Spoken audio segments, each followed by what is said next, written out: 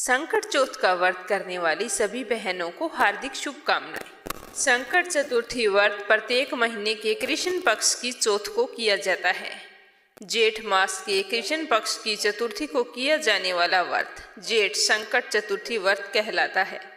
भविष्य पुराण में कहा गया है कि जब मन संकटों से घिरा हुआ महसूस करे तो गणेश चतुर्थी का व्रत करें। इससे सारे कष्ट दूर होते हैं और धर्म, अर्थ, मोक्ष, विद्या, धन व आरोग्य जीवन की प्राप्ति होती है। संकट चौथ का व्रत करने वाली सभी बहनों से मेरा निवेदन है कि हाथ में थोड़े से आखे गेहूं और गुड़ और माथे में तिलक अवश्य करें। कभी भी सुन्ने माथे या सुन्नी हथेली कथा नहीं सुननी चाहिए। तो चलिए शुरू करते हैं जेठ संकट चौथ व्रत कथा। कहानी को पूरा सुनना और हुंकारे अवश्य भरना। साथ ही इस कहानी को ज़्यादा से ज़्यादा शेयर करना ताकि व्रत रखने वाली मेरी सभी बहनों तक ये कहानी अच्छे से पहुंच सके। कहानी सुनने के बाद में कमेंट बॉक्स में जय हो संकट चौथ की अवश्य लिखना। शिव, गौरी, गणेश और कार्तिकेय की जय हो। एक बार की बात है, माता पार्वती जी ने गणेश जी से पूछा कि पुत्र, ज्येष्ठ मास की चतुर्थी का व्रत किस प्रकार किया जाता है और इसका पूजन कैसे करना चाहिए? इस महीने में आने वाली चतुर्थी का नाम क्या है? भोजन में कौन सा पदार्थ ग्रहण करना चाहिए? इसकी सारी विधि मुझे आप विस्तार से बताएं। तो गणेश जी ने कहा कि हे माता, जेठ कृष्ण चतुर्थी सौभाग्य एवं पति प्रतिदायिनी है। इस दिन मूषक रथा नामक गणेश जी की पूजा भक्ति पूर्वक करनी चाहिए। घी से बने हुए भोजन, हलवा, पूरी आदि बनाकर गणेश जी को अर्पित करनी चाहिए और संकट चौथ की व्रत कथा सुननी चाहिए। रात को चंद्रमा उदय होने पर चंद्रमा को अर्घ्य देने के बाद में एक बार फिर से गणेश जी की पूजा करके व्रत का पारण करना चाहिए। हे माता पार्वती, आज मैं आपको एक पौराणिक कथा सुना रहा हूँ, ध्यान से सुनना। उसके अंदर गणेश पूजन और व्रत की संपूर्ण विधि है जो पुराणों में वर्णित है। ध्यान पूर्वक सुनिए। सतयुग में 100 यज्ञ करने वाले एक पृथु नामक राजा थे। उनके राज्य में दयादेव नामक एक ब्राह्मण रहता था। वेदों में निशांत उसके 4 पुत्र थे। समय के साथ पुत्रों के बड़ा होने पर ब्राह्मण ने अपने पुत्रों का विवाह गृह सूत्र के वैदिक विधान से कर दिया। घर में 4 बहुएं आ गई। ब्राह्मण और ब्राह्मणी दोनों बहुत ही खुश थे। उनके घर में अन्न धन की कोई भी कमी नहीं थी। जैसे ही संकट चौथ का व्रत आया तो बड़ी बहू ने अपनी सास से कहा कि हे सासू माँ, मैं बचपन से ही संकट नाशक गणेश चतुर्थी का व्रत करती आई। मैंने अपने पिता के घर इस शुभदायक व्रत को किया है। अतः हे सासू माँ, आप मुझे यहाँ भी व्रत अनुष्ठान करने की अनुमति प्रदान करें। तो सास ने कहा कि बहू, तुम्हारे ससुर से पूछना होगा, उनकी अनुमति के बिना तुम व्रत नहीं रख सकती। यह कहकर सास ने उसके ससुर से कहा। तो उसके ससुर ने पुत्रवधू की सारी बातें सुनकर कहा कि हे बहू, तुम सभी बहुओं में सबसे बड़ी हो, श्रेष्ठ हो। तुम्हें किस प्रकार का कोई भी कष्ट नहीं है और ना ही तुम कोई भिक्षुणी हो। ऐसी स्थिति में तुम व्रत क्यों करना चाहती हो? हे सौभाग्यवती, अभी तुम्हारा समय उपभोग करने का है। ये गणेश जी कौन है, हम तो नहीं जानते। फिर तुम इनका व्रत क्यों करना चाहती हो? मैं ऐसे व्रतों में विश्वास नहीं रखता, इसलिए मैं तुम्हें व्रत रखने की इजाजत नहीं दे सकता। सास ससुर से यह जवाब सुनकर बड़ी बहू को बहुत ही दुख हुआ, लेकिन उसने व्रत करना नहीं छोड़ा। वो संकट चौथ के दिन मन ही मन गणेश भगवान का पूजन करती और व्रत रखती। रात को चंद्रमा उदय होने पर अर्घ्य देने के बाद व्रत का पारण करती थी। लेकिन उसके सास ससुर को इस बात का बिल्कुल भी भान नहीं था। कुछ समय बाद बड़ी बहू गर्भवती हो गई। 10 महीने के बाद उसने बहुत ही सुंदर पुत्र को जन्म दिया। थोड़े ही दिनों बाद संकट चौथ का व्रत आया तो बड़ी बहू ने व्रत रखा, विधि पूर्वक पूजा की। रात को चंद्रमा उदय होने पर जैसे ही चंद्रमा को अर्घ्य देने के लिए गई तो पीछे से उसका बालक रोने लगा। तो उसकी सास और उसका पति उसे आवाजें लगाने लगे। उसकी सास जब आवाज लगाते हुए कमरे से बाहर निकली तो देखा कि बहू की हाथ में थाली है और वो बाहर से आ रही है। तो सास ने बहू से पूछा कि इतनी रात को तुम क्या कर रही हो और अब तक कहाँ थी? तो उसने कहा, सासू माँ, मैं संकट चौथ का व्रत रखती हूँ। मैं चंद्रमा को अर्घ्य देने के लिए गई थी। अब मैं व्रत का पालन करूंगी। देखो, गणेश भगवान की कृपा से मुझे कितने सुंदर पुत्र की और आपको पुत्र की प्राप्ति हुई है। मैंने आपको बताया नहीं, इसके लिए मुझे माफ कर देना, लेकिन मैं संकट चौथ के व्रत को बीच में नहीं छोड़ सकती। लेकिन उसकी सास पर इस बात का कोई भी असर नहीं हुआ। उसने उसके पति से जाकर कहा कि तुम्हारी बहू ना जाने कौन से टोने टोटके करती है और कहती है कि मैं गणेश जी का व्रत करती हूँ। ये मुझे बिल्कुल भी अच्छा नहीं लगता और ना ही तुम्हारे पिताजी को। अगर मेरी मानते हो तो बहू से कह दो आज से व्रत करने की कोई भी जरूरत नहीं है। तो उसके बेटे ने जाकर अपनी पत्नी से कहा कि मेरे माता पिता के खिलाफ जाकर तुम कोई भी व्रत नहीं रख सकती, ना जाने कौन कौन से टोने टोटके करती रहती हो। हमें इन बातों में कोई विश्वास नहीं है।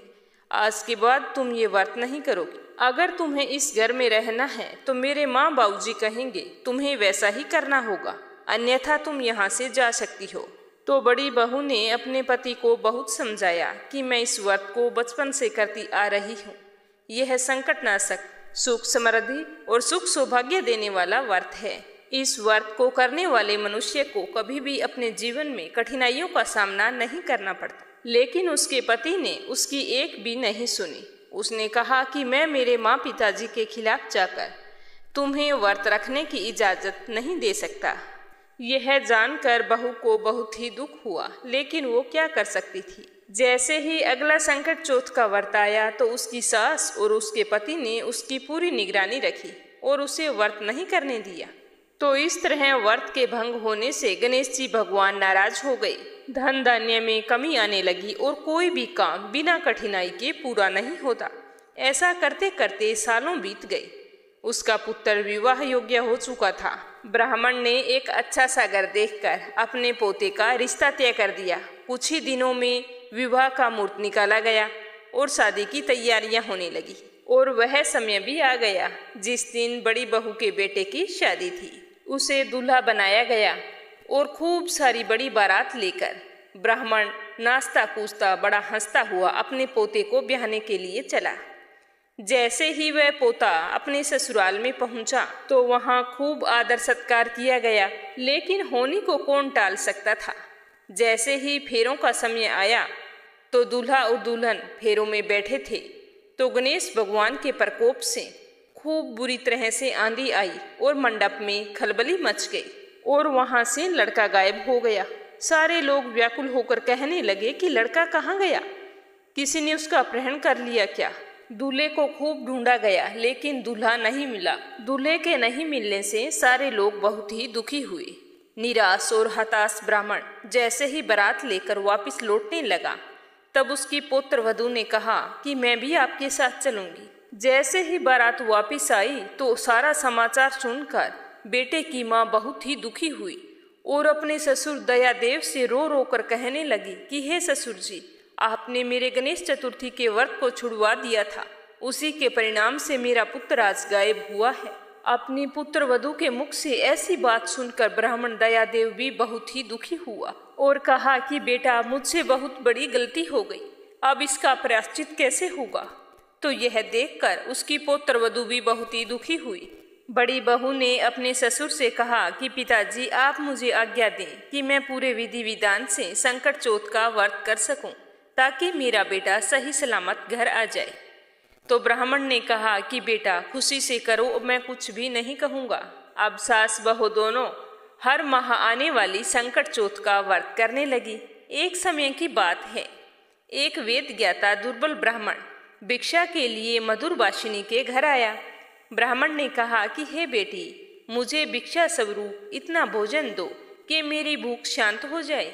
उस ब्राह्मण की बात सुनकर उस धर्मपरायण कन्या ने उस ब्राह्मण को प्रणाम किया और बाद में पूरी भक्ति पूर्वक भोजन करवाने के बाद उसे दान दक्षिणा सहित विदा किया। कन्या की सेवा भाव से संतुष्ट होकर ब्राह्मण कहने लगा कि हे कल्याणी, हम तुम पर प्रसन्न हैं। तुम अपनी इच्छा के अनुकूल मुझसे वरदान प्राप्त कर सकती हो। मैं ब्राह्मण के वेश में गणेश जी हूँ और तुम्हारे दुखों के निवारण के लिए आया हूँ।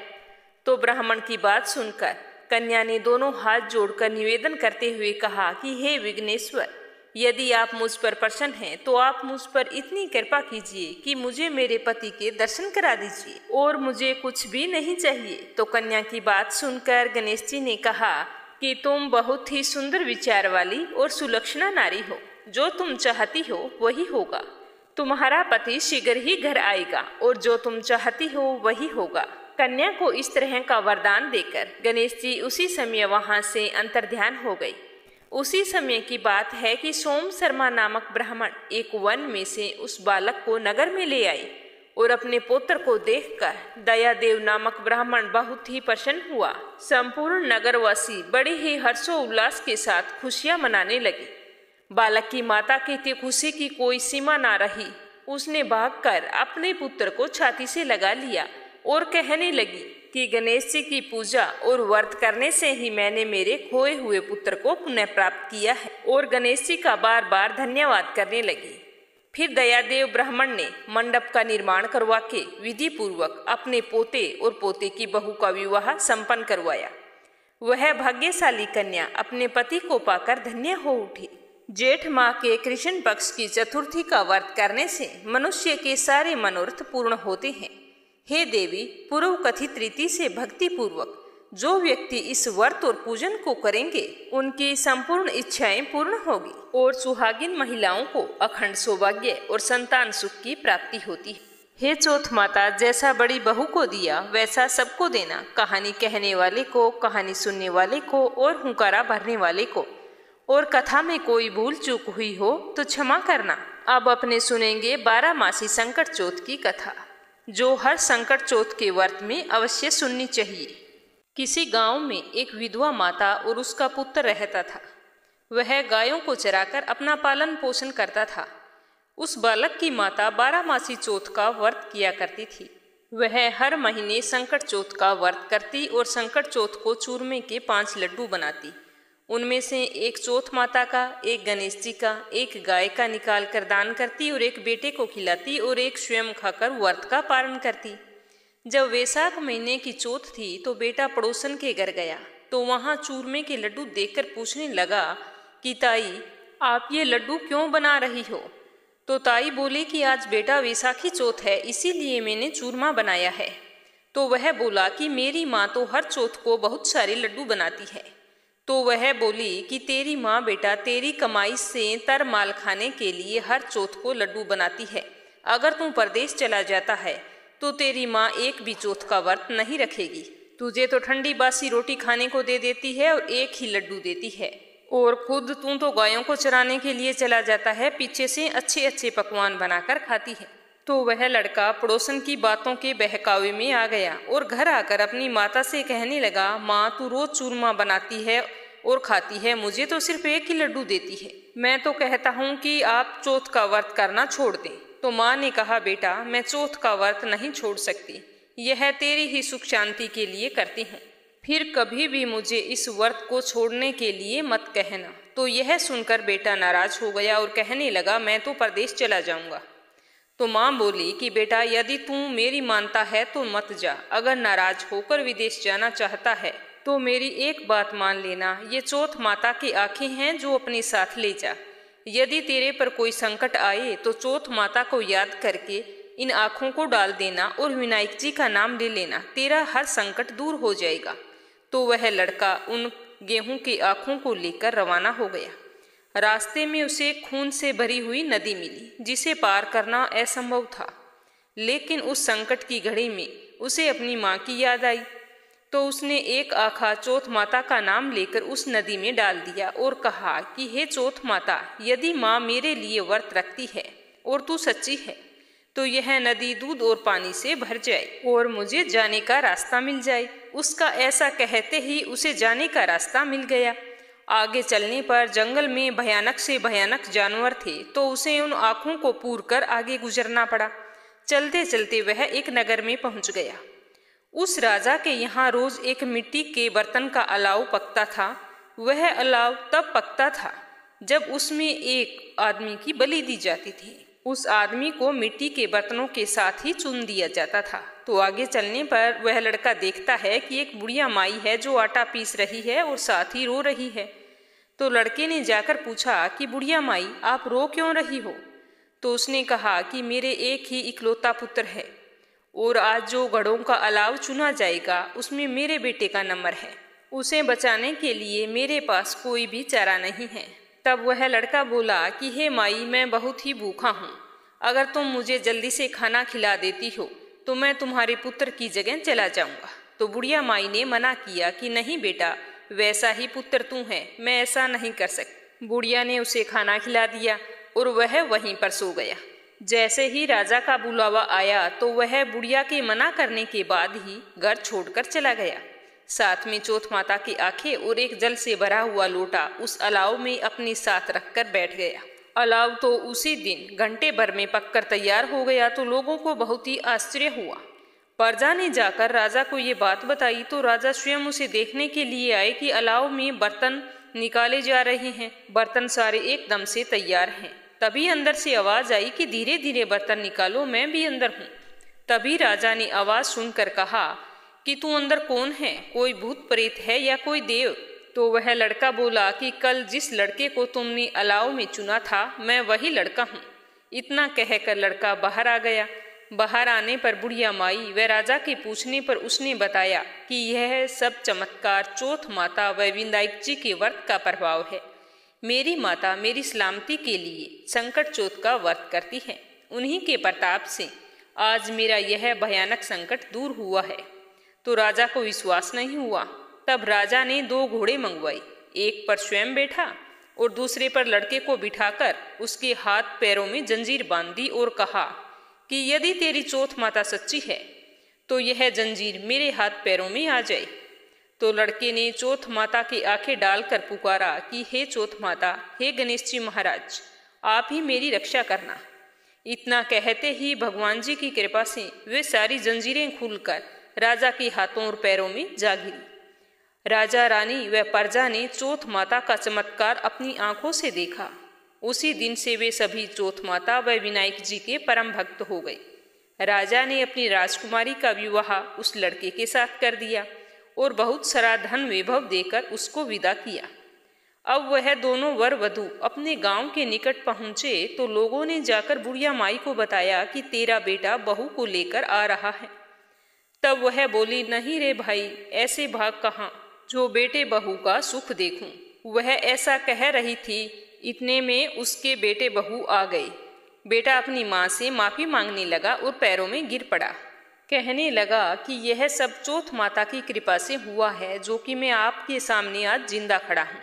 उसके बाद उसने सारी नगरी में ढिंडोरा पिटवा दिया कि सारी सुहागिनें बेटी की माँ हो सके तो लड़कियां भी चौथ माता का व्रत करें, पूरी 12 मासी चौथ का व्रत करें। अगर संभव नहीं हो तो 4 बड़ी चौथ का व्रत करें। इतना ही ना हो तो 2 चौथ का व्रत तो हर महिला को अवश्य करना चाहिए। हे चौथ माता, जैसा तुमने बुढ़िया माई को और उसके बेटे को दिया वैसा सबको देना, कहानी सुनने वाले को, हुंकारा भरने वाले को। तो चलिए अब सुनेंगे गणेश जी की कहानी जो हर व्रत कथा में अवश्य सुननी चाहिए। पुराने समय में रतिदेव नाम का एक राजा था। उसके राज्य में एक ब्राह्मण रहता था जिसका नाम था धर्मकेतु। धर्मकेतु की 2 पत्नियां थीं। एक का नाम था सुशीला और दूसरी का नाम था चंचलता। दोनों पत्नियों का स्वभाव अलग अलग था। सुशीला धार्मिक स्वभाव की थी और व्रत और उपवास पूजा पाठ करती थी। गणेश भगवान की परम भगत थी। और वो चंचलता थी, वो बिल्कुल ही अलग थी, भोग विलास में लीन रहती। धर्म कर्म में उसकी कोई भी रुचि नहीं थी। ऐसा करते करते समय बीतता गया।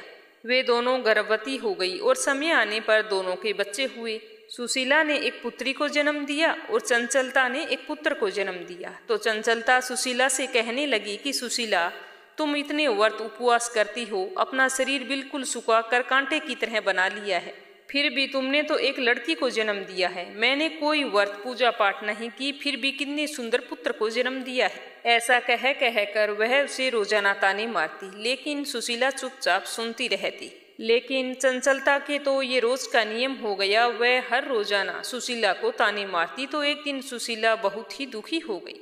तो वह गणेश भगवान की पूजा करके बोली कि गणेश भगवान, ऐसा क्यों, मुझे क्यों दुखी किया जा रहा है? मैं आपकी इतनी पूजा पाठ करती हूँ। तो गणेश जी ये सब सुनकर बहुत ही प्रसन्न हुए और उनकी कृपा से सुशीला फिर गर्भवती हो गई और उसने बहुत ही सुंदर पुत्र को जन्म दिया। और जो पहले पुत्री थी उसके मुख से बहुमूल्य मोती और मूंगे गिरने लगे। तो इतनी सुखी और संपन्न सुशीला को देखकर चंचलता के मन में कपट आ गया। वह उससे ईर्ष्या करने लगी। उसने एक दिन मौका पाकर सुशीला की बेटी को कुएं में गिरा दिया। लेकिन सुशीला को तो विनायक जी का आशीर्वाद प्राप्त था, उसकी बेटी को कुछ भी नहीं हुआ और वह कुएं से सकुशल बाहर निकल आई। उसे सही सलामत देखकर चंचलता को अपने किए पर पछतावा हुआ और उसने सुशीला से जाकर माफी मांगी और सारी बात बता दी। सुशीला सरल स्वभाव की थी तो उसने बड़ी ही आसानी से चंचलता को माफ कर दिया। फिर दोनों हंसी खुशी रहने लगी और गणेश भगवान की पूजा करने लगी। इस तरह से सुशीला के जीवन में आए हुए हर विघ्न से गणेश भगवान ने उसकी रक्षा की। हे गणेश भगवान, जैसे सुशीला की और उसकी बेटी की रक्षा जाती है